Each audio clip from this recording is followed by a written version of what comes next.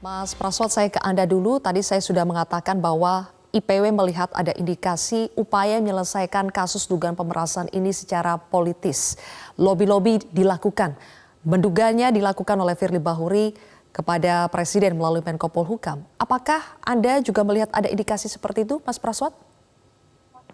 Ya, pengalaman saya Mbak ya, saya 15 tahun jadi penyidik KPK, beberapa kali juga memeriksa menteri, pejabat negara, lembaga negara, dan lain-lain itu jika ada permintaan untuk menunda jadwal pemeriksaan karena misalnya lagi naik haji atau lagi sakit di rumah sakit atau lagi ada tugas dan lain-lain, luar negeri dan lain-lain, itu memang belum pernah ya saya menemukan surat pengajuan penundaan waktu pemeriksaan itu yang ditembuskan sampai ke Menko Polhukam.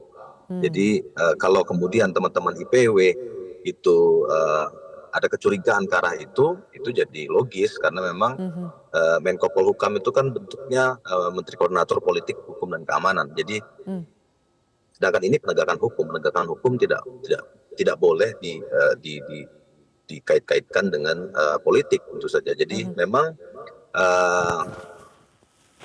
kondisi ini agak-agak istimewa ya Mbak ya, memang belum pernah kami alami sebelumnya gitu ya. Jadi kalau teman-teman IPW curiga terhadap itu ya masuk akal dan sangat logis sekali gitu. Sehingga kemudian harus dibuktikan bahwa memang tidak ada tekanan-tekanan politik, lobi-lobi itu tidak ada. Dengan cara apa? Dengan cara ya segera teman-teman kepolisian menetapkan tersangka dan membuat terang kasus ini secepat mungkin karena ini semakin lama diulur, semakin kemudian semakin kemudian publik curiga bahwa jangan-jangan memang benar dugaan-dugaan ada skandal politik ataupun ada kesepakatan di ruang gelap yang dilakukan di balik kasus ini. Baik.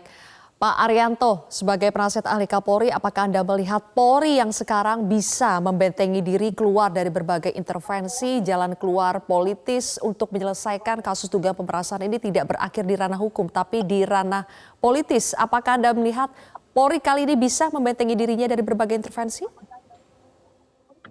Ini kasus ini kan kasus yang unik dan besar ya, dan sudah terlanjur diketahui orang banyak gitu.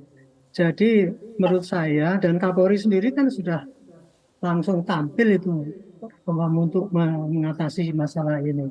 Saya pikir ya tidak ada jalan lagi menyelesaikan masalah ini dengan jalur politis. Ini adalah penegakan hukum murni ya, karena adanya dugaan pelanggaran pidana yang dilakukan oleh seseorang. Nah kebetulan seseorangnya itu ya yang satu itu menteri yang dugaan pidana karena dianggap korupsi dan sedang diproses. Nah, kemudian ini muncul bahwa dugaan pidana Pak Firly ini KPK melakukan pemerasan.